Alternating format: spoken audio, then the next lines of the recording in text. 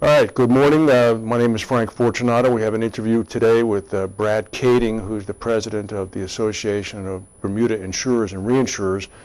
And Brad and his organization and Bermuda have been in the news of late. Premier Ewart Brown, Dr. Brown, he's a medical doctor who is the premier of Bermuda, just finished up a several-day blitz of Washington, D.C., in which he managed to meet with President Bush and a number of leaders of the Congress. And we're happy that we can have Brad to talk with us a little bit today about the Premier's trip and some other issues that affect Bermuda and the industry. Brad, how are you doing? You with us? Great, yes. Thank you, Frank. Look forward to talking. Well, we appreciate it. Well, listen, why don't we start with Premier Brown's trip? It seemed from the perspective that we had here, it was a quick in and out, but he seemed to have managed to have touched all the bases. What exactly went on with him insofar as the White House and everything? This was the Premier's, or the Bermuda government's third trip in a row to make new friends and keep existing relationships in both in Congress and the executive branch. And U.S. Consul General Gregory Slayton played a key role in setting up those meetings. So on this trip, Consul General Slayton was able to set up a meeting with President Bush and the Premier, and it was much appreciated. He seemed to have a good understanding about Bermuda's economic contribution to the United States, and it was a good opportunity to have that dialogue. I see that he actually brought up the reinsurance industry on his own. Yes, I saw that too in the Royal Gazette story. It shouldn't be a surprise. I think the president's brother Jeb Bush has been in Bermuda, and his role in the investment banking community. One of Jimmy Carter's sons has been in Bermuda regularly as part of his role, and I think investment banking also. So there's a pretty good understanding in the senior levels of policymakers about Bermuda's important economic contribution to the U.S. I'm sure that the phone lines and the email lines between Hamilton and you when you're in Washington are burning up with inquiries from Bermuda as to the prospective tax policies of Senator Obama and Senator McCain. Can you talk a little bit about that as to what the concerns may be vis-a-vis each of the candidates? You know, I think it's probably really too early to tell what the positions are of either candidates. Our view would be we'll work with whoever wins the election. Senator McCain has been in the past and has a good understanding of the business. I think Senator Obama is building his knowledge as well, and we look forward to work with whoever is in the White House. The U.S. economy benefits greatly from Bermuda's economic contribution, with the $25 billion in property catastrophe claims payments alone in the last 7 years, and $17 billion alone for hurricanes Katrina, Rita, and Wilma. So there's an important story to tell with regard to Bermuda's economic contribution, and the U.S. insurance buyers and the U.S. consumers have been strong supporters of the Bermuda market, and that's a pretty powerful message for policymakers when they hear it. I don't disagree at all, actually. My only concern would be is, unfortunately, in a political season, you do have rise occasionally to these populist issues. I remember in the last election, I think Senator Kerry stumbled upon the redomestication of Stanley tools to Bermuda to avoid all sorts of federal income tax in the U.S. Did you get any feedback when you were up on the Hill speaking to any of the congressmen who have to run for re-election every 2 years? And do you think you're going to be able to stay the course, so to speak? Yeah, let me first point out, with regard to the Premier's visits, these are the Bermuda government's visits, and I'm not party to those conversations. With regard to our own contacts and other issues,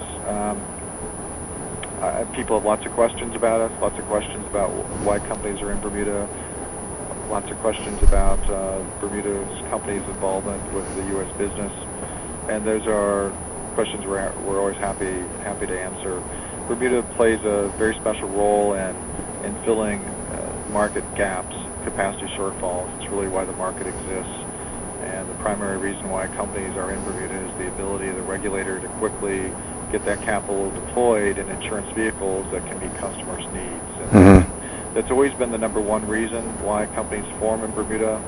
And today, probably the second most important reason is really the Silicon Valley effect, the cluster effect, the synergies that come from a group of experts all working in the same field, being there, working together and innovating to solve market problems. So that cluster effect certainly manifests itself in the property catastrophe lines, where it's clear Bermuda is the world's leader on providing capacity leadership in innovations in that part of the risk transfer market.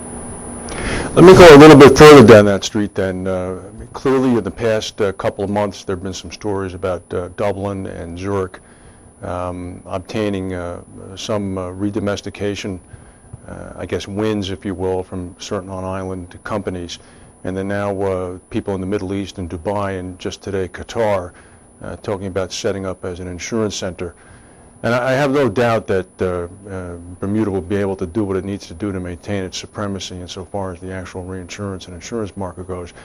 But one of the new sectors that's popping up, in fact it was probably born down there, are these insurance-linked securities. And Switzerland certainly has taken the lead in it by Swiss Re doing a lot of this work in Zurich, as well as now London, with Amlin hiring Luca Albertini, bringing him in from Swiss Re, signaling that they're going to be doing the ILSs over there. How does this play out? How does that cluster affect? Do you gain any leverage from that down there with on-island expertise? You know, I think so. I mean, I think the Kading and Company research from 2 years ago documented that Bermuda is really where the capital markets and the risk transfer specialists intersect the best. And I think that will be true for the foreseeable future. Obviously, the development of the sidecars opposed to Katrina Reed and Wilma is an example of innovation and allowing a new way for capital access markets, and probably is the wave of the future in terms of deploying capital for short-tail lines of business. So rather than seeing waves of new companies being formed, it's probably the sidecars that are the wave of the future. Development of insurance-linked securities or weather derivatives.